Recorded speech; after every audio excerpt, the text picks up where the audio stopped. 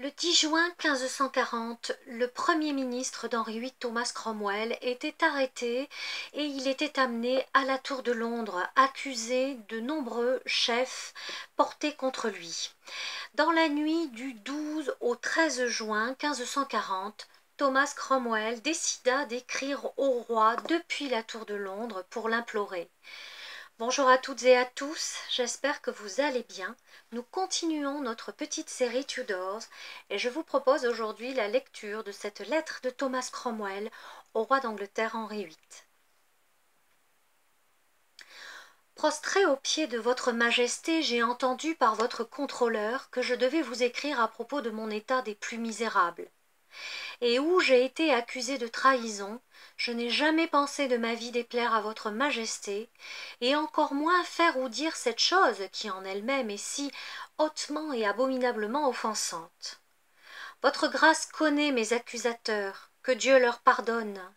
S'il était en mon pouvoir de vous conférer la vie éternelle, Dieu sait que je le ferais, ou de vous rendre si riche que vous pourriez enrichir tous les hommes, ou si puissant que le monde entier doive vous obéir, car votre majesté a été des plus généreuses envers moi, et plus comme un père que comme un maître.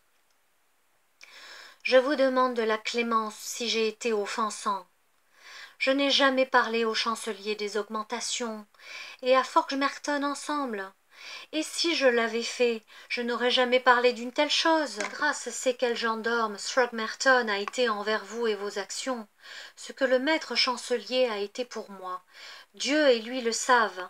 Ce que j'ai été pour lui, votre majesté le sait. Si j'avais obéi à vos conseillers qui sont souvent bienveillants, cela n'aurait pas été avec moi comme c'est maintenant. Mais j'ai consacré mon âme à Dieu, mon corps et mes biens à votre réjouissance.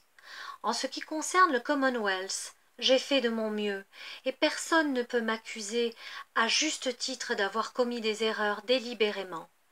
Si j'ai eu vent de quelque machination ou d'offense contraire à la loi, j'en ai pour la plupart, bien que pas comme j'aurais dû le faire, révélé l'existence, et j'ai été à l'origine de leur punition.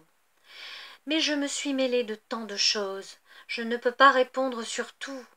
Le contrôleur m'a dit que vous vous plaigniez, que cette dernière quinzaine j'eus relevé une affaire hautement confidentielle. Je me rappelle de l'affaire, mais je ne l'ai jamais révélée. Après que votre grâce m'ait parlé dans votre chambre, des choses que vous n'aimiez pas au sujet de la reine, je vous ai dit qu'elle désirait souvent s'entretenir avec moi, et que je n'ai pas osé accepter. Et vous avez pensé que je pouvais faire beaucoup de bien en allant la voir et en lui ouvrant mon esprit. Ayant raté une telle occasion, j'ai discuté avec son maître chambellan pour lequel je vous prie d'être clément, afin qu'il incite la reine à se conduire de façon plaisante envers vous. J'ai répété cette suggestion quand le maître chambellan et d'autres conseillers sont venus me voir à Westminster pour avoir la permission de faire partir les jeunes filles étrangères. Cela a eu lieu avant que votre grâce ne m'engage au secret, que je n'ai jamais éventé, sauf à mon lord amiral.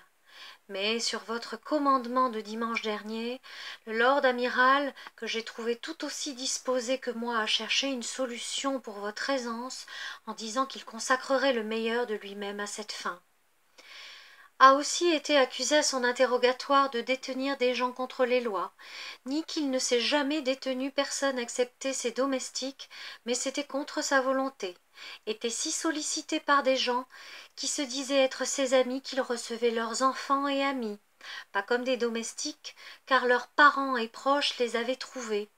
Mais s'il a commis une offense, demande le pardon. Reconnaît être un misérable pécheur devant Dieu et le roi, mais jamais intentionnellement. Souhaite la prospérité pour le roi et le prince. Écrit avec la main frémissante et le cœur le plus affligé de votre sujet, le plus affligé, le plus humble servant et prisonnier, ce samedi dans votre tour de Londres. Signé Thomas Cromwell. Alors il nous manque quelques mots dans cette phrase, comme je vous l'avais déjà expliqué sur d'autres éléments. Eh bien, ce sont des lettres qui sont anciennes, les ravages du temps sont passés par là. Donc Thomas Cromwell avait été le bras droit, le premier ministre du roi, il avait été très proche de lui, mais le roi Henri VIII n'avait pas supporté que Cromwell ne lui ait pas choisi une bonne et quatrième épouse.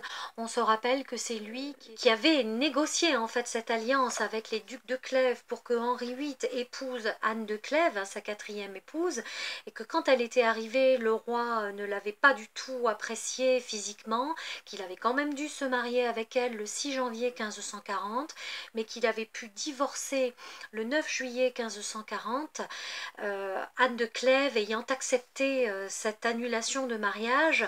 Elle connaissait parfaitement le sort des autres épouses d'Henri VIII et elle s'est montrée extrêmement docile, douce, et donc ce mariage a pu être annulé quand même en 6 mois, ce qui était rapide. Thomas Cromwell, je vous conseille sa biographie par Tracy Borman, qui est une auteure historienne anglaise, qui a donc vraiment détaillé tout ce qui s'est passé en Angleterre à cette époque-là, et notamment par rapport au personnage de Thomas Cromwell. Je vous remercie d'avoir écouté cette petite chronique et je vous dis à bientôt pour la suite.